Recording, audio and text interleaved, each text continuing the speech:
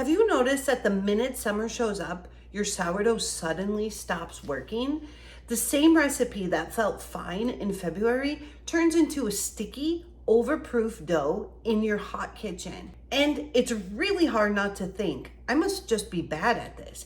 Or maybe you just give up altogether once it gets warm out.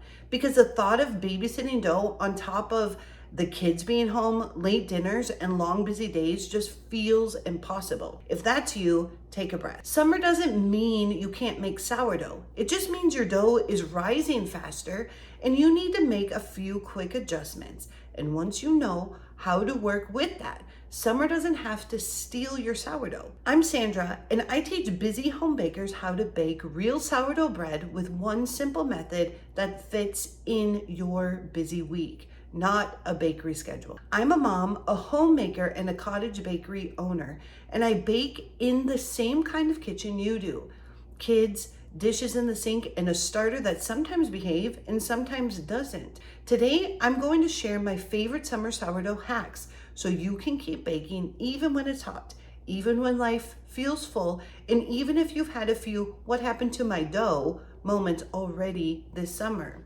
By the end of this video, you'll know how to adjust for the heat, how to use your fridge like a superpower, and which breads make the most sense for summer, so you can keep real bread on the table without sourdough taking over your day. And if you stay with me to the end, I'm going to give you a simple summer sourdough rhythm you can copy, a 3-part checklist you can plug straight into your rhythm this week, so you're not guessing when to mix, when to chill, and when to bake. Before we dive into the hacks, I want you to know there's a free way to go deeper after this video. I've put together a beginner sourdough roadmap that walks you through a 5-step path, clears up the most common myths, and helps you see your exact starting point. And if you're still in the curious about sourdough but not sure yet stage, that roadmap is your first step, and I'll tell you more at the end. So hack 1, let the heat work for you instead of against you. In warm weather, your dough moves faster. That's why the same recipe that felt slow in February can suddenly overproof in July. A dough that takes many hours in a cool kitchen can be ready much sooner in a hot one. So in summer, I make 2 simple changes. 1, I use cold water instead of warm water in my dough and in my starter feeds. It slows everything down just enough so I'm not racing the clock. 2, I use less starter in my dough when my kitchen is very warm, especially for long rest. Less starter means less power, which keeps the dough from sprinting past ready into that overproofed zone. One baker in my community shared a picture of dough that kept blowing past the mark before she could get it in the fridge. We didn't overhaul her recipe. We simply lowered her starter amount and switched her to cold water.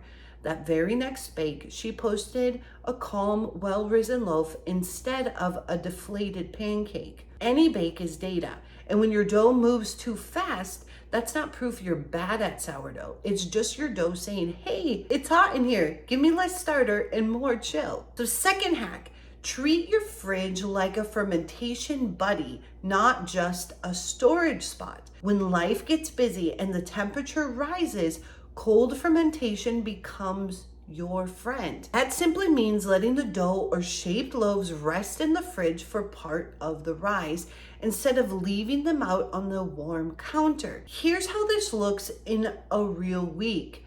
Mix your dough in the evening when the hustle of the day settles. Let it start to rise on the counter until it looks slightly puffed. And then tuck the bowl into the fridge before bed. The next day, when you have a pocket of time, maybe during nap time or after dinner, you take it out, shape it, let it finish proofing, and then bake it. The fridge slows fermentation so the dough isn't racing while you're sleeping or out of the house.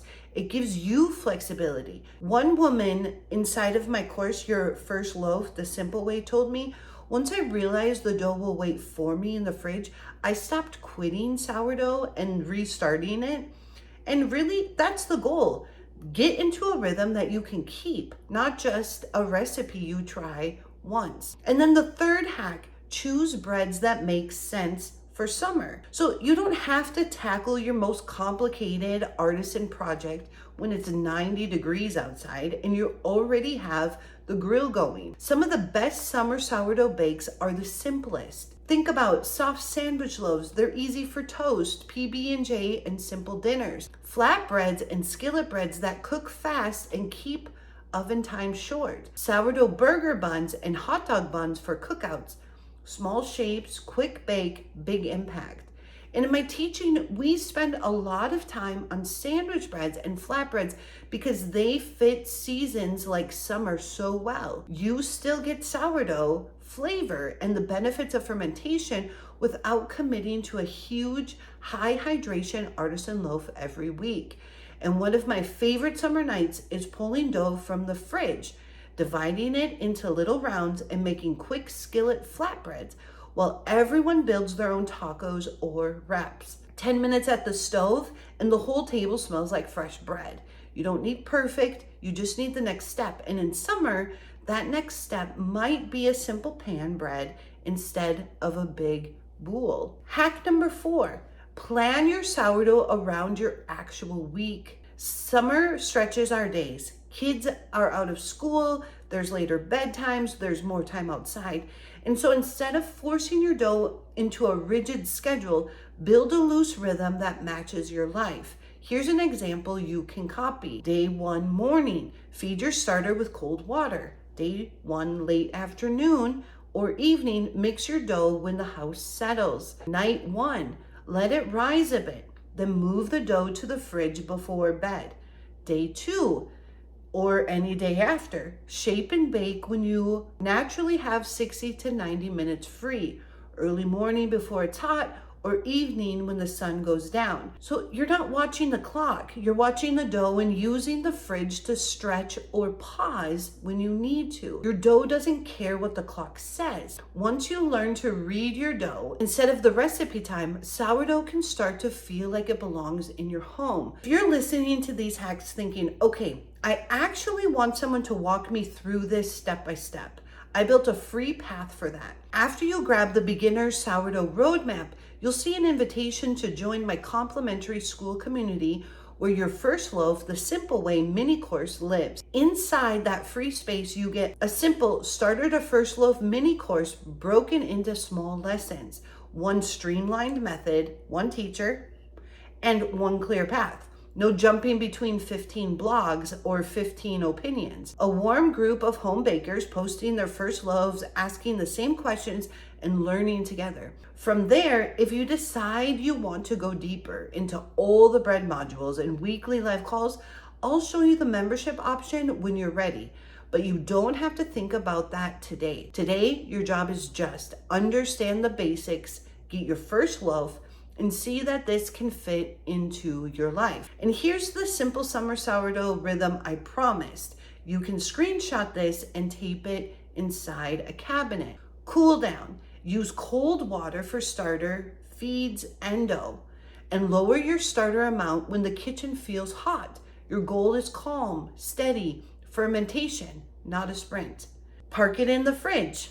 Mix in your natural downtime. Let the dough rise slightly, then move it to the fridge when life gets busy or you're going to go to sleep.